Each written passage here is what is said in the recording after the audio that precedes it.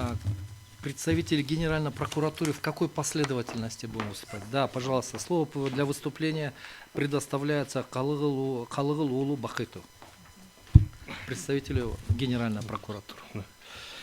Уважаемый состав суда, уважаемые участники процесса, стороны, Генеральная прокуратура в части судебного производства придерживается также позиции ответчика, представителя президента и кабинета министров, да, то есть повторяться не буду, наверное.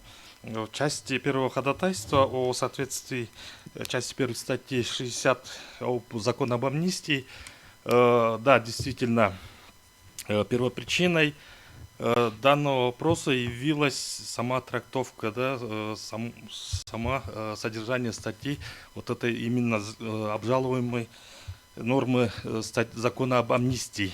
И в части также регулирующей этот вопрос об основах амнистии закон же содержит такие же нормы. То есть при судом действительно первой инстанции были допущены какие-то непонятные моменты в части толкования данной нормы. То есть, как мы услышали, как обращающаяся сторона сказала, этот момент был исключен. Я как понял, судом вышестоящей инстанции данный судебный акт был отменен. Мы также придерживаемся позиции ответчика и третьих сторон, которые до этого высказались. То есть по толкованию данной статьи я не буду останавливаться, там имеются скобки, где вообще норма говорит о том, что лица, если их деяния были установлены после 6 месяцев, то они подлежат применению. В действительности на практике, как имеется в моей практике, данная норма толковалась и применялась как то, что если деяние лица было установлено после истечения срока применения амнистии, либо по каким-то причинам продлилось следствие, да, и такие моменты, то есть оно применяется вообще на практике.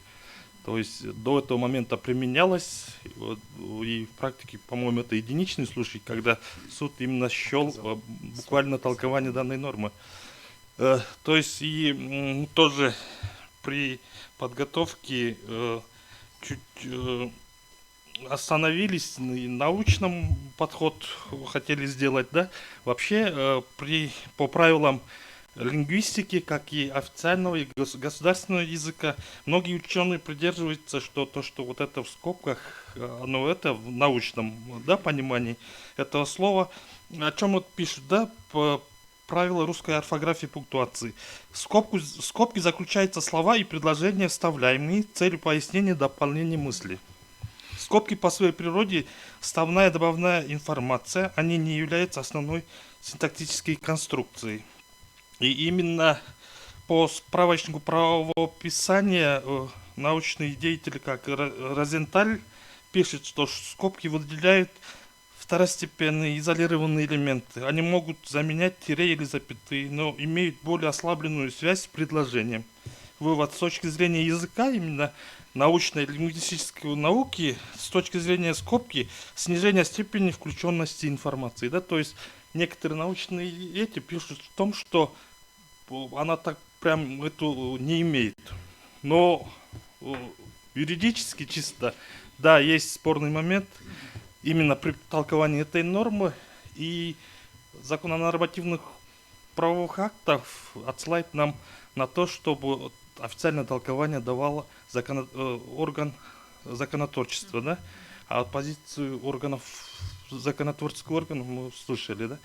То есть поэтому мы придерживаемся в данной части той позиции, что был вопрос только в толковании, и именно применительно этот закон может применяться по истечении 6 месяцев, да, наша позиция.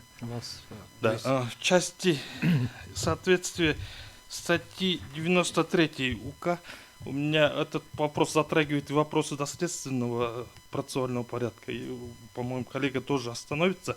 Но в целом, по позиции нашего управления, у нас управление по участию в суде, в целом мы тоже считаем, что данная норма также не противоречит, но именно статье 1 и 6, да, как была ссылка сделана к ходатайству.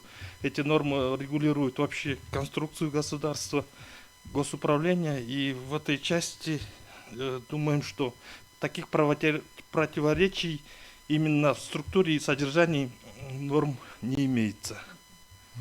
У вас все, да? Да. Да.